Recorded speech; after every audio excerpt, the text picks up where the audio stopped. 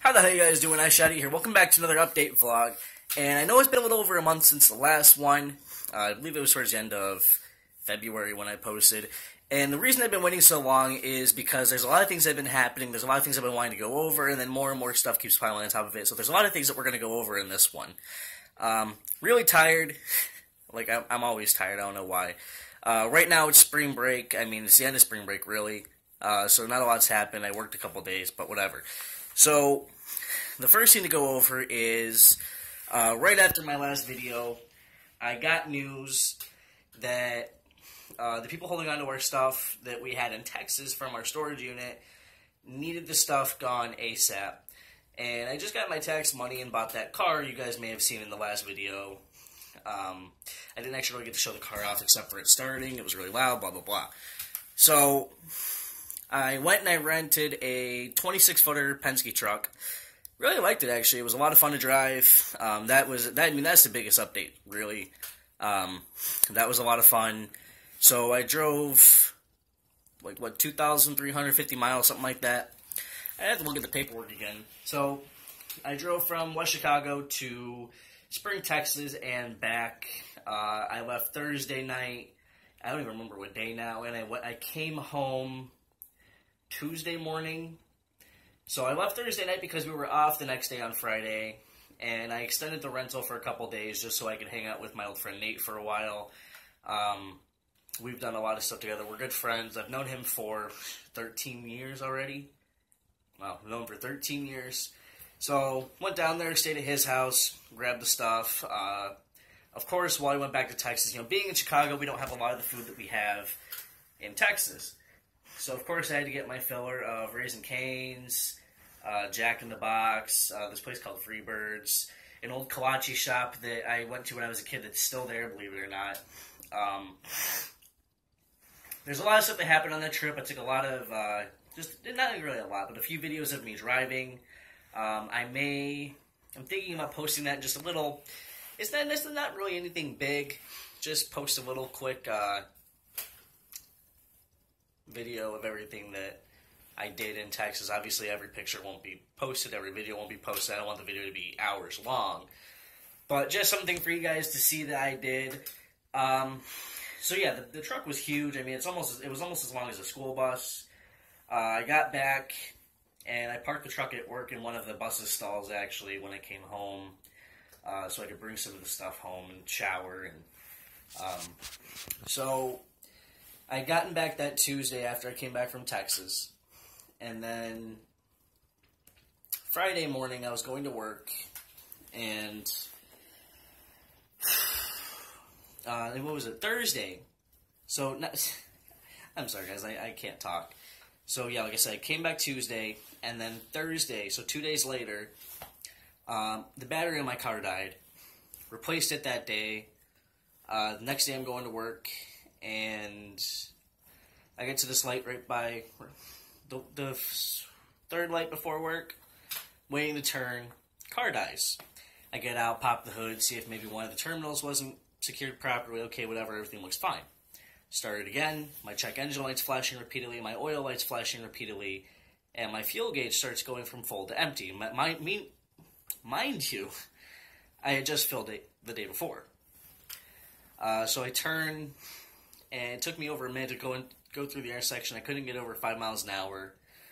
And then I finally get up to speed.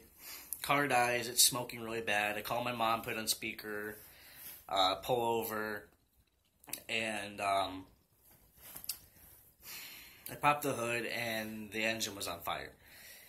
So, freaked out, grabbed everything I could from the car. Of course, I screamed, my car's on fire, dropped my phone. Mom's freaking out, speeding to where I am.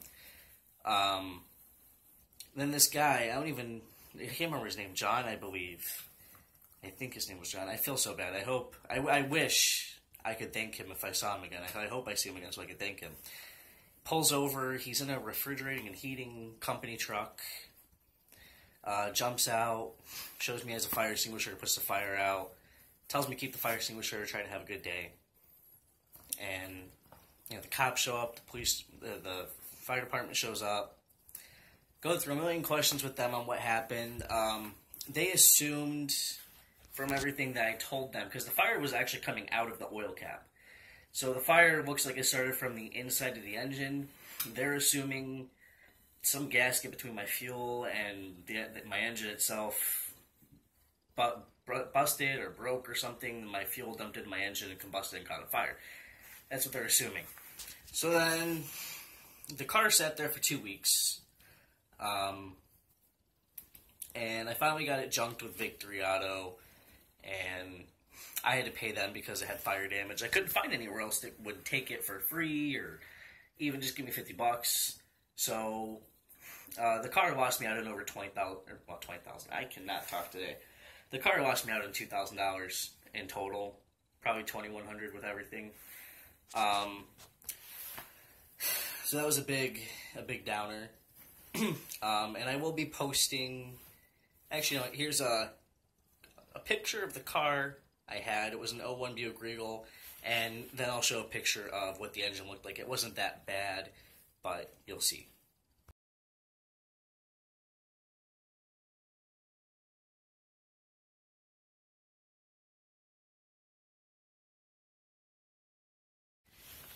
So yeah, that happened. And, you know, it's kind of a downer to get your independence back, be able to drive yourself to and from work. You feel good, and then that happens, especially after that trip from Texas. The main reason I rented such a big truck was because I've been wanting to either drive a school bus here in a few months, or go drive a straight truck, or drive a semi. I'm not sure yet what I want to do. I wouldn't be doing national. I wouldn't want to be going from Illinois to New York to California or to Canada.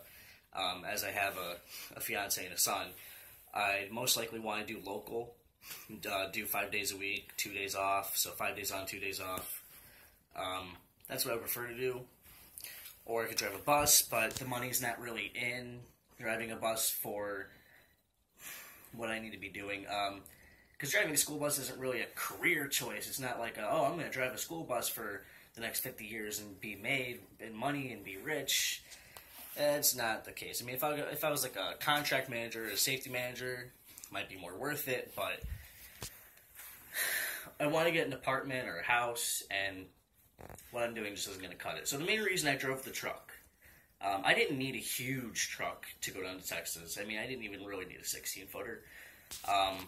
It was mainly to get my confidence and feel better about driving such a big vehicle. As a lot of you might know from watching past videos, or you might just know me, I've been driving since I was a kid. I'm from Texas. The first thing I ever drove was a motorcycle. I think I was 6 years old.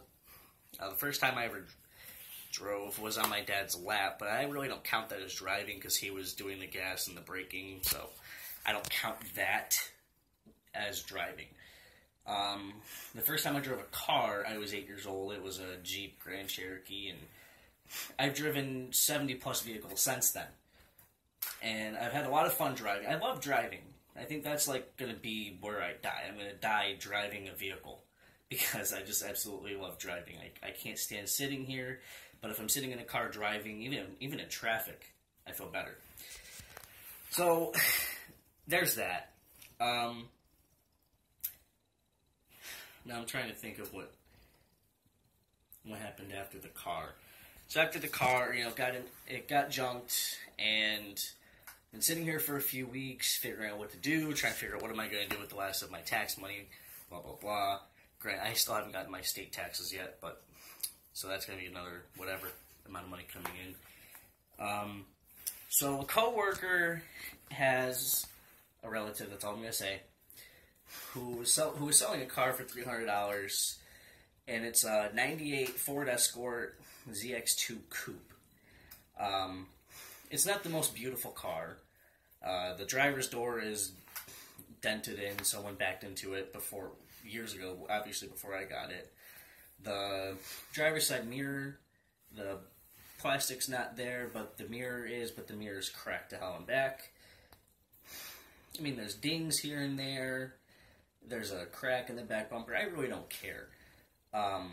So the guy wanted to sell for $300. Actually, we talked him from $800 to $300 because of the situation I was in with my other car catching on fire and seeing as though that was the 7th car I've owned in the last two and a half years.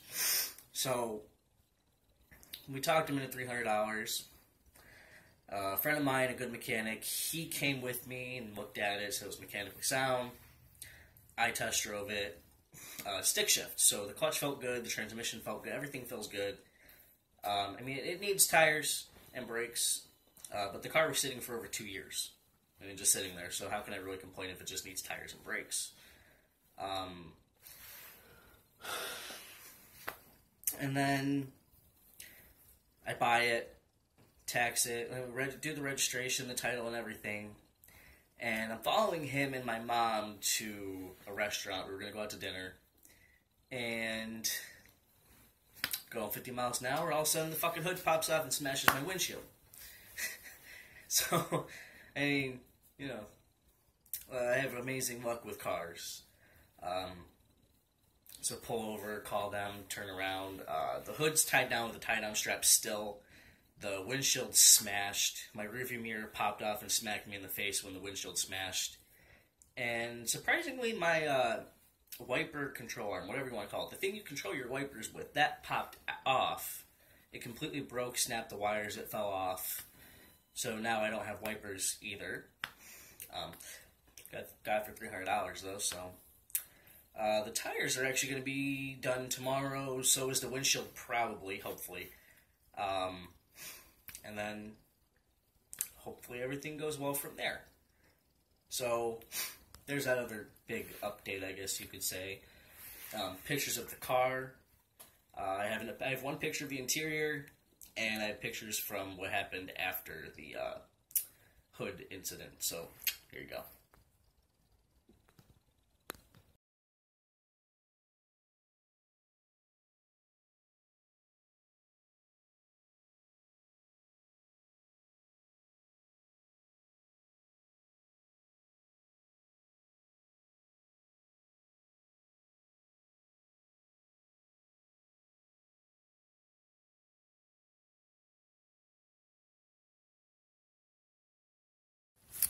So as you guys can see, I'm very lucky. Now, going back to my previous video, I was talking about the history of my cars, and I actually trailed off and completely forgot to finish.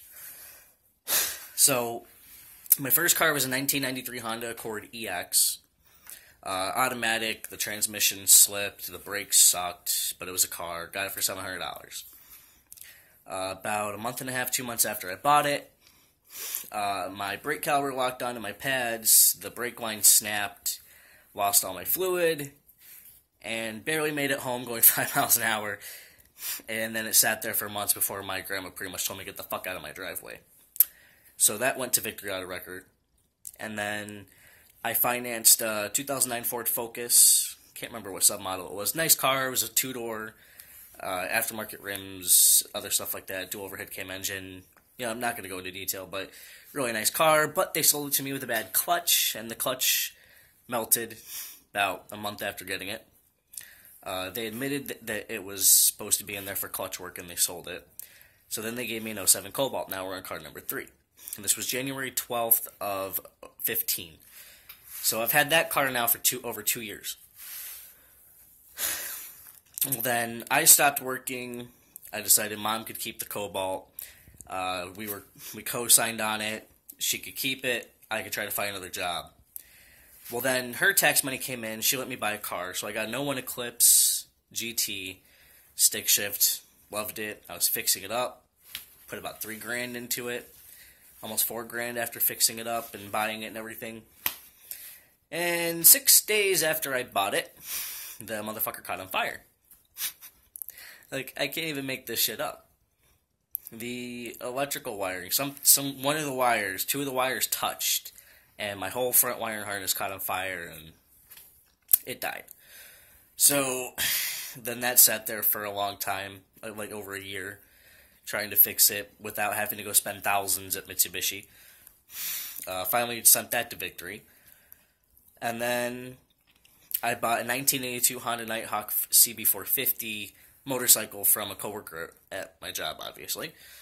And it has 17,000 miles, but it's currently sitting in my backyard waiting to be worked on in the summer. it needs some work. It needs brakes, tires. There's a wiring issue. The ignition's loose. And there's just a few things it needs.